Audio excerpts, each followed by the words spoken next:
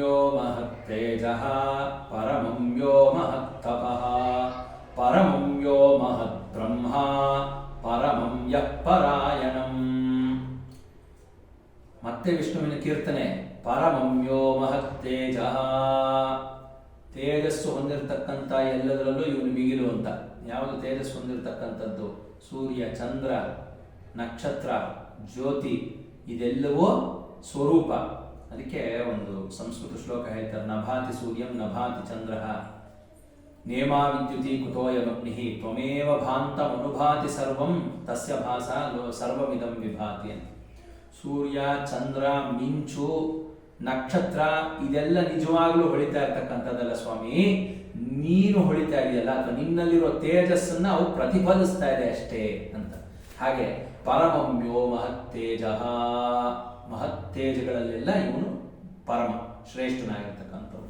ಪರಮಂ ಯೋ ಮಹತ್ತಪಃ, ಎಲ್ಲ ರೀತಿಯ ತಪಸ್ಸುಗಳಲ್ಲಿ ಇವನ ನಾಮಸ್ಮರಣೆಯೇ ಹಿರಿದು. ಪರಮಂ ಯೋ ಮಹತ್ತಪಃ. ಪರಮಂ ಯೋ ಮಹದ್ಬ್ರಹ್ಮ, ಬ್ರಹ್ಮರಲ್ಲೆಲ್ಲ ಇವನೇ ಪರಬ್ರಹ್ಮನಾಗಿರ್ತಕ್ಕಂಥವನು. ಪರಮಂ ಯಃ ಪರಾಯಣಂ, ಯಾವ ನಿತ್ಯ ಪಾರಾಯಣಗಳಿದೆ ವೇದಗಳನ್ನ ನಿತ್ಯ ವೇದೋ ನಿತ್ಯಮಧೀಯತಾಂ ತದುದಿದಂ ಕರ್ಮಂ ಸ್ವನುಷ್ಠೀಯತಾಂ ಅಂತೇನು ಆದಿಶಂಕರರು ಹೇಳಿದ್ದಾರೆ, ಆ ರೀತಿ ಏನು ಪಾರಾಯಣ ಮಾಡಬೇಕು ಅದರಲ್ಲಿ ಇವನ ಹೆಸರುಗಳೇ ಪರಮಶ್ರೇಷ್ಠವಾಗಿರ್ತಕ್ಕಂಥದ್ದು. ಪರಮಂ ಯೋ ಮಹತ್ತೇಜಃ ಪರಮಂ ಯೋ ಮಹತ್ತಪಃ ಪರಮಂ ಯೋ ಮಹದ್ಬ್ರಹ್ಮ ಪರಮಂ ಯಃ ಪರಾಯಣಂ. ಪವಿತ್ರಾಣಾಂ ಪವಿತ್ರಂ ಯೋ, ಪವಿತ್ರತೆಗಳಲ್ಲೆಲ್ಲ ಅತ್ಯಂತ ಪವಿತ್ರನಾಗಿರ್ತಕ್ಕಂಥವನು ಇವನು. ಯಾಕೆ ಅಂದ್ರೆ ಪ್ರಪಂಚದ ಪಾಪವನ್ನೆಲ್ಲ ತೊಳಿತಕ್ಕಂಥ ಶಕ್ತಿ ಇರೋದು ಗಂಗೆಗೆ, ಆ ಗಂಗೆ ಉದ್ಭವ ಆಗುವುದು ವಿಷ್ಣುವಿನ ಪಾದದಿಂದ. ಪವಿತ್ರಾಣಾಂ ಪವಿತ್ರಂ ಯೋ ಮಂಗಳಾನಾಂಚ ಮಂಗಲಂ. ಮಂಗಳ ಅಂತ ಕರೆಯೋದೇ ಈಶ್ವರನ, ಶಿವ ಅನ್ನೋ ಪದಾನೇ ಮಂಗಳ ಅಂತ ಕರೀತಕ್ಕಂಥದ್ದು.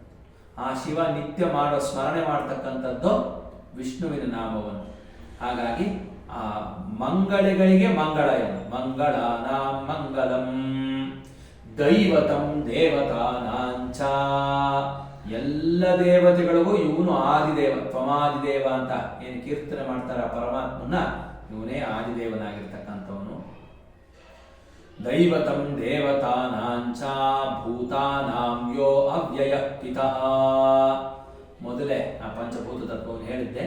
ಆ ಪಂಚಭೂತಿಗಳಿಗೂ ಇವನೇ ಅವ್ಯಯ, ಖಾಲಿಯಾಗದೆ ಇರ್ತಕ್ಕಂಥ ಶಾಶ್ವತವಾದ ಭೂತ ಅಥವಾ ಪಿತನಾಗಿದ್ದಾನೆ, ತಂದೆಯಾಗಿದ್ದಾನೆ.